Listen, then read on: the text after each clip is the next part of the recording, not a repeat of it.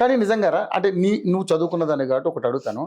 ఇప్పుడు ఏ వ్యక్తి అయినా సరే, ఎవరైనా చదువుకున్న మీలాంటి యువత ఎవరైనా కానీ కేవలం గవర్నమెంట్ ఉద్యోగాల కోసమే ఆశపడాలా, లేక అంటే ఎందుకంటే నేను చదువుకున్నాను కాబట్టి రావాలని కోరుకోవడం తప్పలేదు, కానీ నువ్వు ఉద్యోగాలు లేవు కదా, వాళ్ళని ఎంకరేజ్ చేయడం కోసం మీరు ఏమైనా మెసేజ్ ఇవ్వగలరా?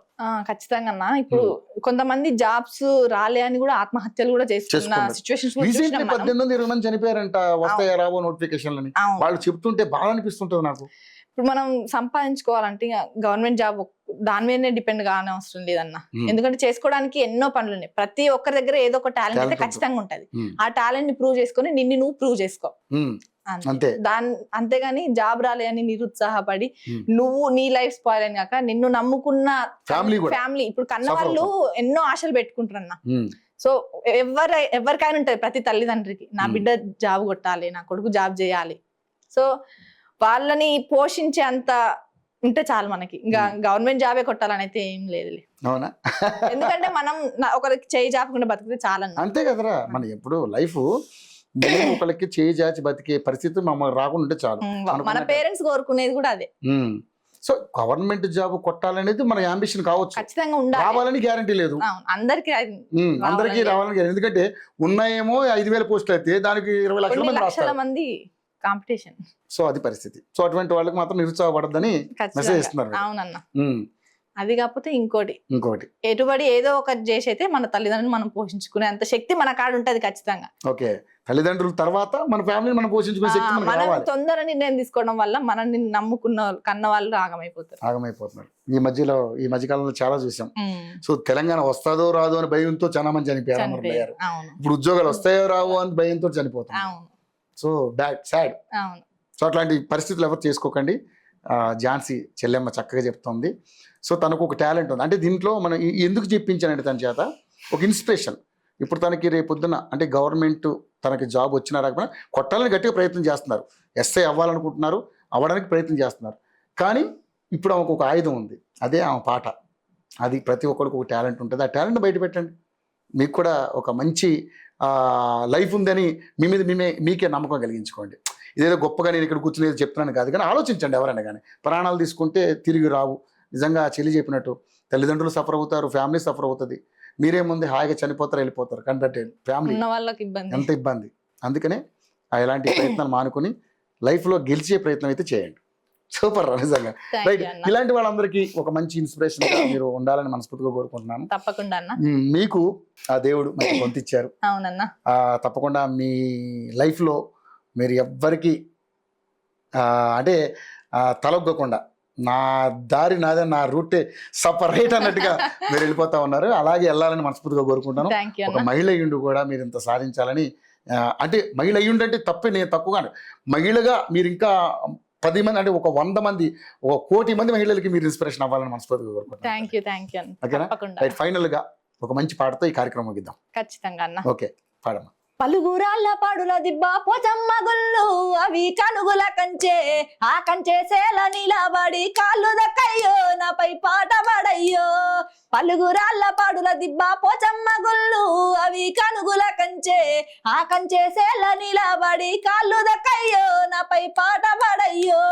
పలుగురాళ్ళ పాడుల దిబ్బ, పలుగురాళ్ళ పాడుల దిబ్బ, పలుగురాళ్ళ కాకతీయ కోట మీద కొయిల గుసింది, అది రమ్మని కోరింది. కొయిల పాట కొంత బాడి కొమ్మానెక్కయ్యో నన్ను చూపు చూడయ్యో. మీ నోట ఇంకొక పాట అనిపిస్తుందిరా, రాంబాబు పాడాడు పాటమ్మతోనే ప్రాణం. ఎందుకంటే ఆ పాటలో చాలా అర్థాలు ఉన్నాయి. చదువు ఉంది, వాళ్ళ అక్క గురించి ఉంది, ఆ భూమి గురించి ఉంది.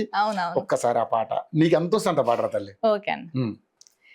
పాటమ్మతోనే ప్రాణం నాకు చదువులమ్మరా, పేదోలింట ఉట్టిన పేగు బంధం నీనురా.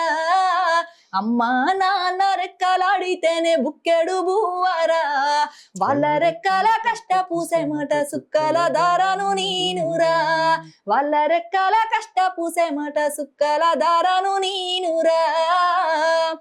ఉన్న 2 ఎకరాలను కల్లా చూడలే, మా నాన్న నాగలి కర్రు పెట్టి పొలము దున్నలే.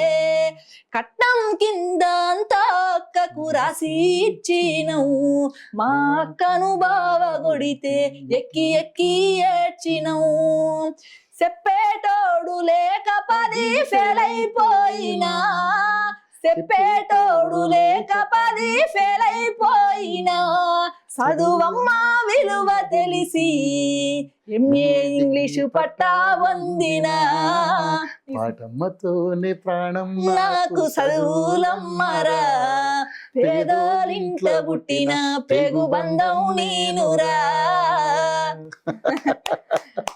చాలా చక్కగా పాడే తల్లి. Thank you, అన్న. నిజంగా God bless you. Thank you మీకు ఇలాంటి మంచి మంచి అవకాశాలు రావాలి.